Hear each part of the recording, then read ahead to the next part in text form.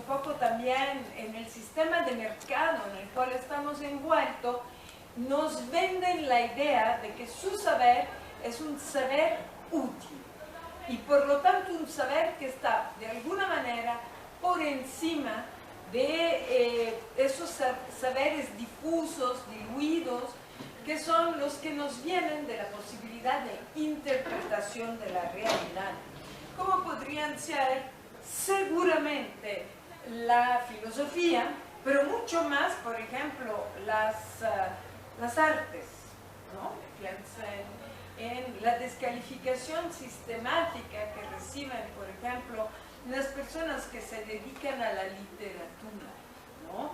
O las que estudian cine, o las que estudian artes plásticas, ¿no? Como si, bueno, pues finalmente no pueden hacer nada más, entonces se dedican a eso.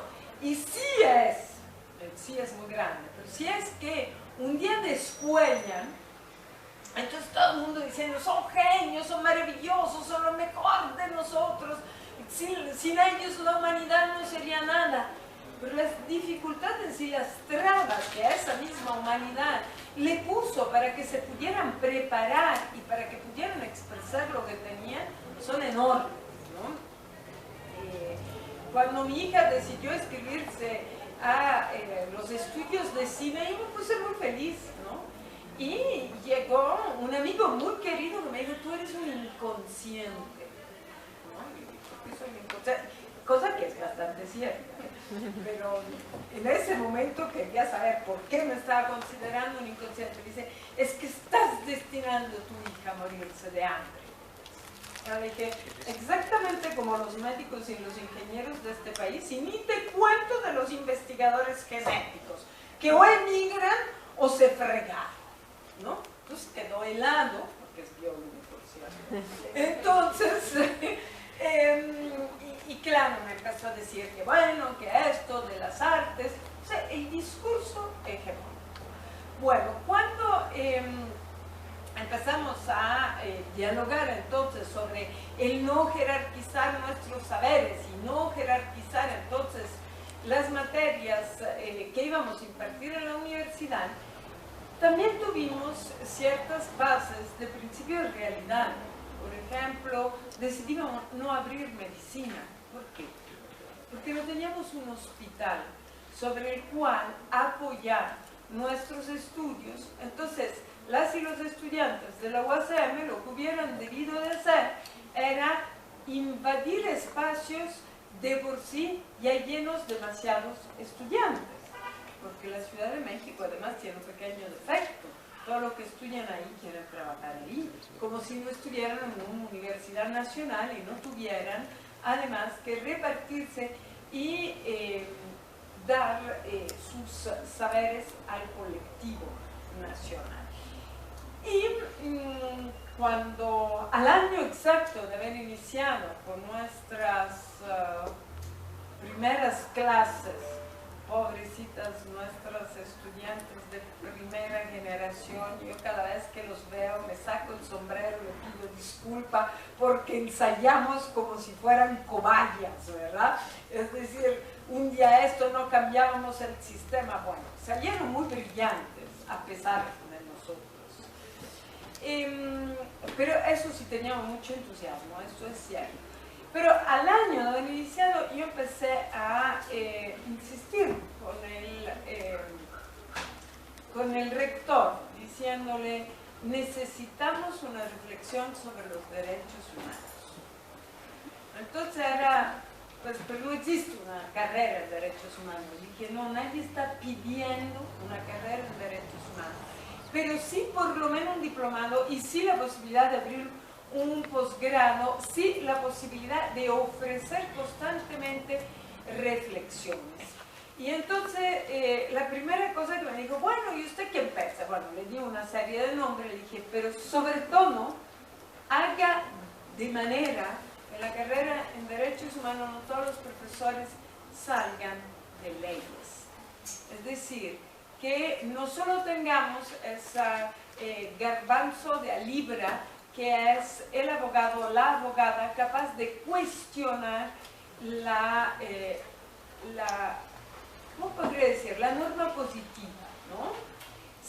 que también vengamos de todas esas disciplinas que confluyen en nuestra convivencia civilizada y en la reivindicación de la justicia, mucho más allá de la reivindicación de las leyes, de una justicia que por lo tanto constantemente se va a mover. El concepto de justicia no es normable, ¿sí? No tiene una norma la justicia. El derecho sí, pero la justicia no, ¿sí? Entonces, ¿qué sucede? Va a moverse, a desplazarse hacia donde se desplaza en la búsqueda de su buena vida exactamente la sociedad o algunos segmentos organizados de la sociedad que se ponen frente al derecho.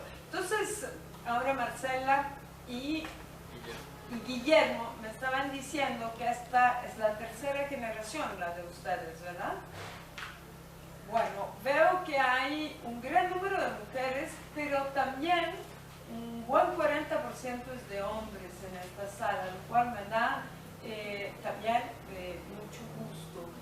Y la otra cosa que me dijeron Guillermo y Marcela es que en solo 3 años se duplicó el número de personas interesadas en estudios de derechos humanos y que además pasaron de ser en la primera generación todos estudiantes de esta facultad a ser hoy estudiantes de diversas disciplinas, ¿es cierto? Por ejemplo, ¿de qué disciplinas vienen? Psicología. Psicología. ¿Cuántas psicólogas y psicólogos hay? Muy interesante. ¿Qué más? Bueno, derecho, por supuesto, hay varios de derecho, supongo. ¿Cuántos? ¿Cuántas? Pues sí, la mayoría. ¿Qué más? ¿Qué más? Derecho. Arquitectura. Geografía. ¿Y haces geografía humana? ¿O te ocupas de geografía más cercana a lo social o a lo geológico? Pues sí nos indicamos en lo social, pero yo lo que estoy trabajando es la geografía física. Pero sí tenemos las bases de la geografía humana. Me encanta. Esto implica también que vayas a trabajar sobre los aspectos del medio ambiente, de los derechos humanos. ¿Qué más? ¿Qué más? ¿Qué más disciplinas? Psicología, geografía, derecho. Psicología. Es que no todos y todas somos alumnos de la maestría de Derechos Humanos. Bueno, pero están aquí. Ah, bueno. ¿Tú qué haces? Yo soy abogada. Tú eres abogada. ¿Qué más? ¿Qué más? ¿Qué más? Administración pública. Administración pública, importantísimos los derechos humanos, por ejemplo, para pensar cómo nos han quitado humanidad en el trato con las autoridades a través del incremento de la burocracia, ¿no? Politóloga. Tú eres politóloga, wow, es así, son palabras mayores. Bueno, sí, de verdad, yo tengo una colega politóloga que a veces digo, ¿cómo le hace para ser tan inteligente? Si vuelvo a crecer en la vida, quiero ser como ella. Y yo como Bueno, tú eres bastante más joven si puedes seguir creciendo. Bueno, yo soy filósofa. Una filósofa formada fundamentalmente en la filosofía de la historia, que a través del feminismo, que en mí no fue una disciplina estudiada, sino un activismo por superar las terribles trabas. Yo tengo 57 años, estoy en el feminismo desde hace 40, cuando tenía 17, 18 años. Al entrar a la universidad me acerqué primero a movimientos políticos que cuestionaban un poco el status quo y me di cuenta que dentro de estos movimientos se repetían tal cuales las relaciones jerárquicas que yo tenía en mi familia, sumamente conservadora, ¿no? Clasista, y patriarcal. Y entonces de repente me encontraba que estando en un movimiento donde enfrentábamos todas las mismas situaciones, donde todos teníamos más o menos la misma economía, la misma disputa con nuestra familia de origen, etcétera, etcétera, pues en lugar de ser todos iguales, los chavos tomaban la palabra y nos la quitaban a nosotras, ¿no?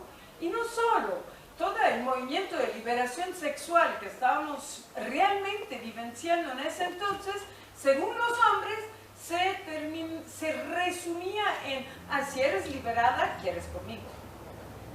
Y si no quieres conmigo, pues no eres liberada.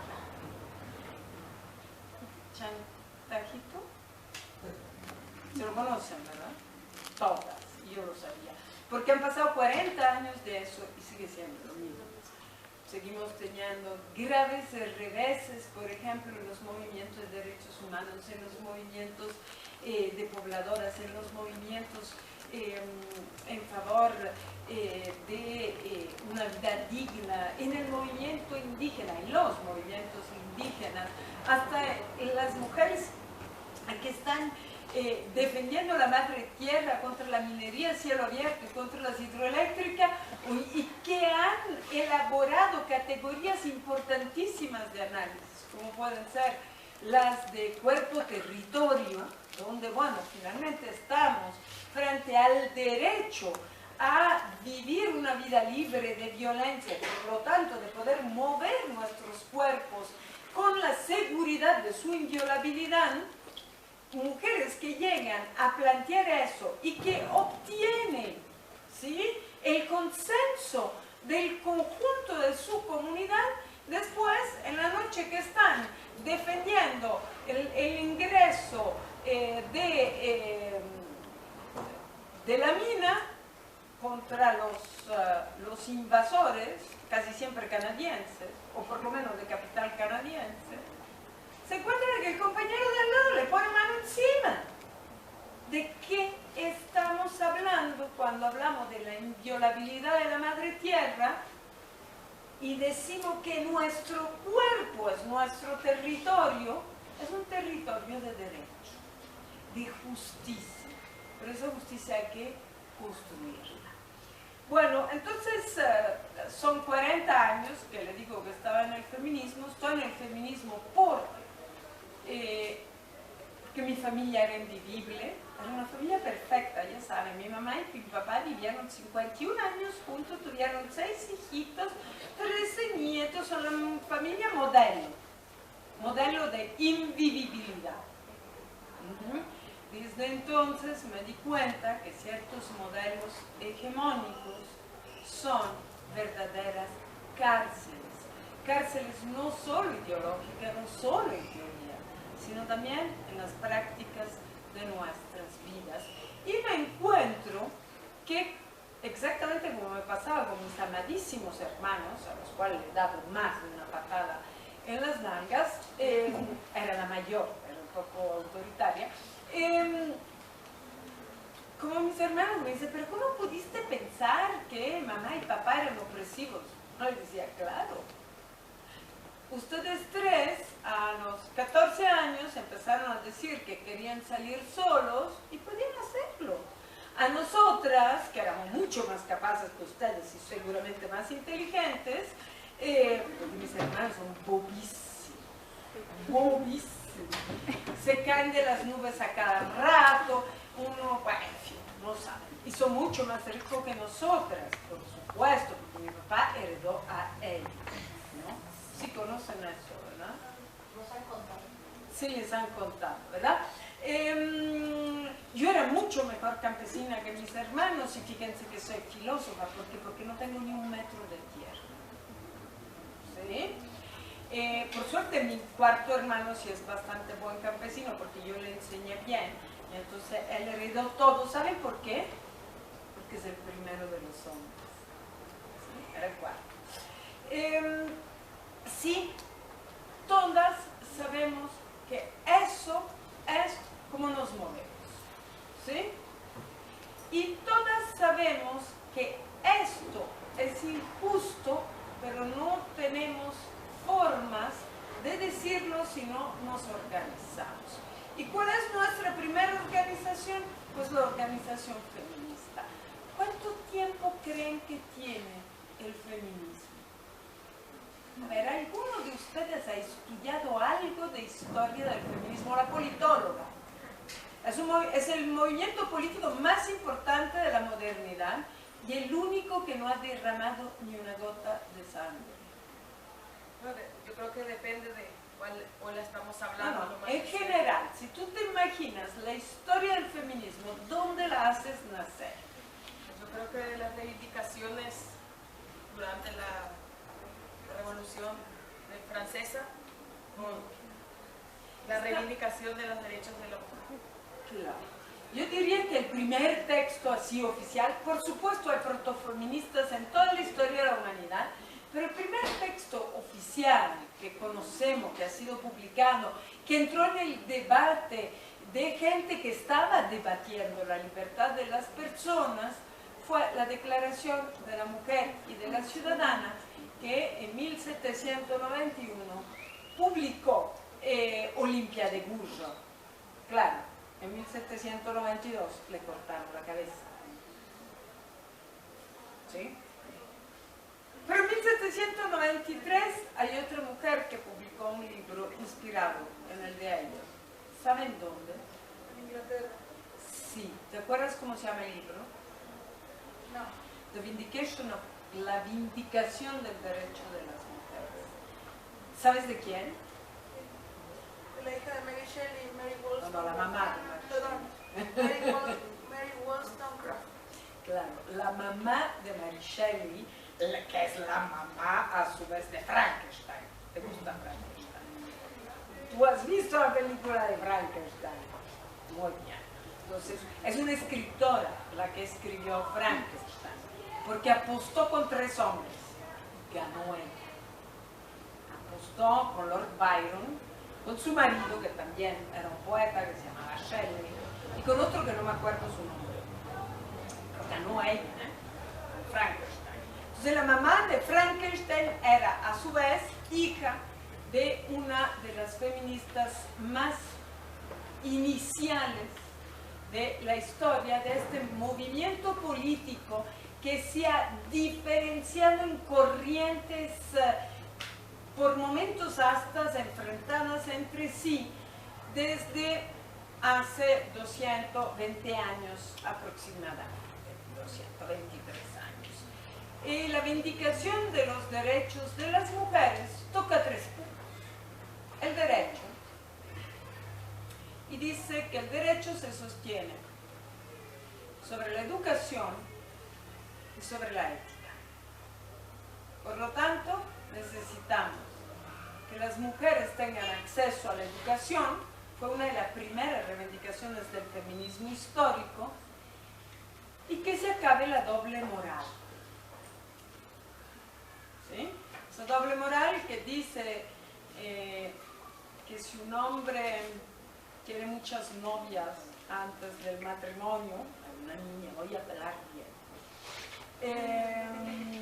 No está acostumbrada. Muy bien, muy simpática y muy toma apuntes. Diosas, gracias. Eres preciosa.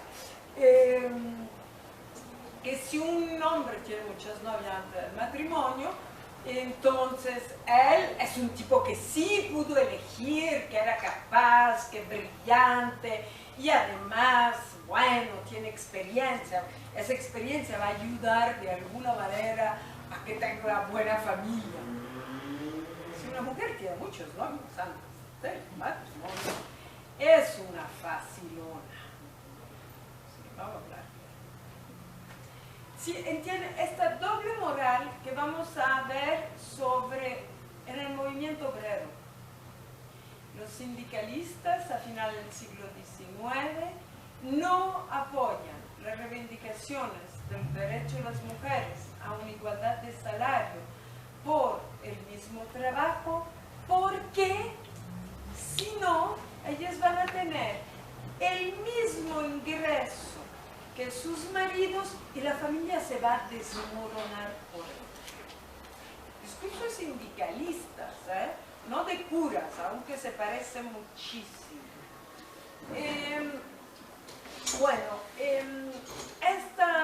Esta educación de las mujeres para levantar la voz y defender una igualdad de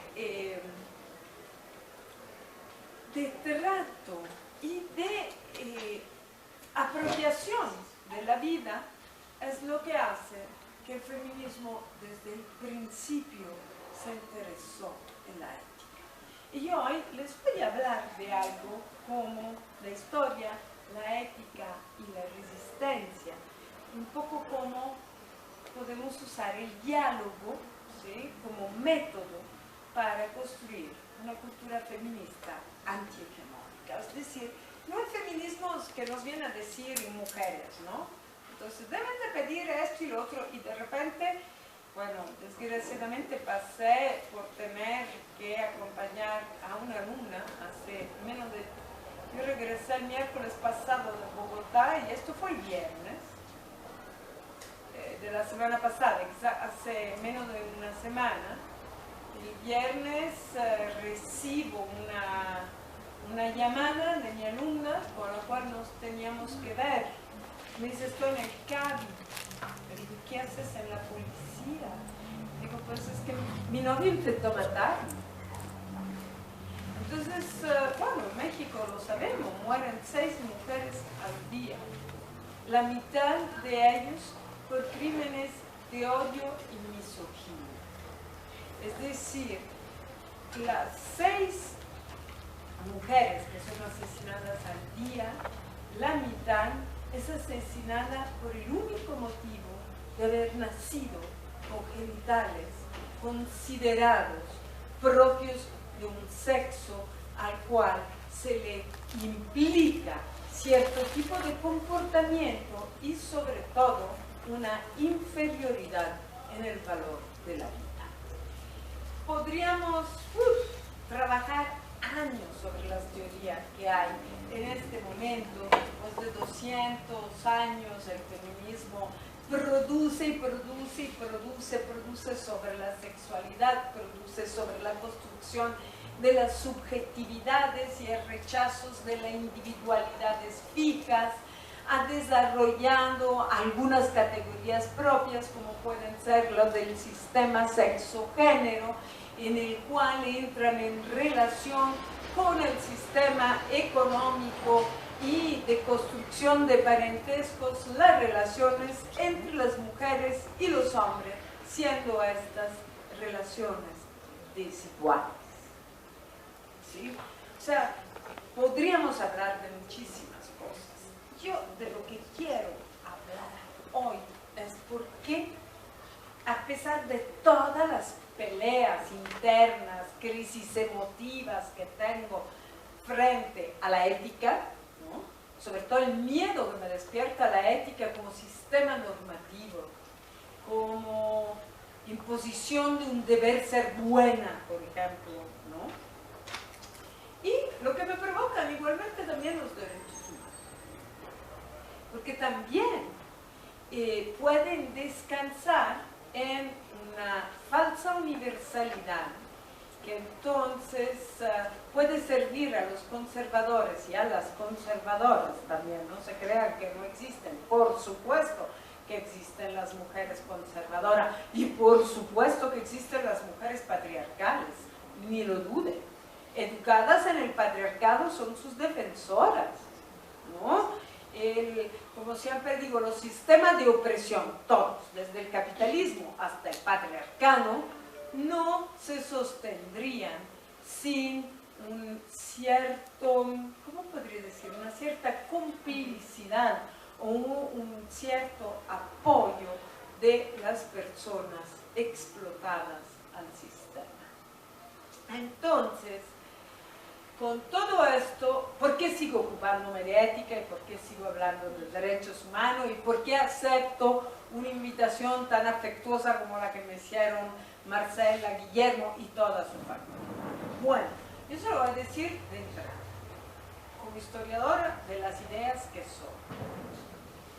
Si me interesa la ética es porque estoy convencida convencida de que el sistema de violencias múltiples, estamos viviendo en un sistema de violencias múltiples que se suman unas con otras. La violencia de la policía contra los manifestantes, pero la violencia de los narcos que para dar miedo te cortan las cabezas y hacen nuevos zompantli en las calles de nuestras ciudades, la violencia de la trata de personas, que desgraciadamente el padre Solalinde nos muestra que es una trata para múltiples usos, y lo demuestra desgraciadamente abriendo las tumbas y las fosas comunes donde se encuentran, por ejemplo, cuerpos sin órganos. ¿Sí? Y eso se lo da un sacerdote. No sé cómo decirlo. Al final de cuentas, todos pueden ser instrumentos de la denuncia de este sistema de violencias múltiples. Son múltiples, pero se suman. ¿Y a qué le tira esta suma de violencia? A tener barrios nuevos ecológicamente desastrosos como los que tienen aquí arribita en las afueritas, por lo cual es toda el agua, las 3 veces al año que llueve en esta ciudad se cae al centro. Eso es dinero limpio.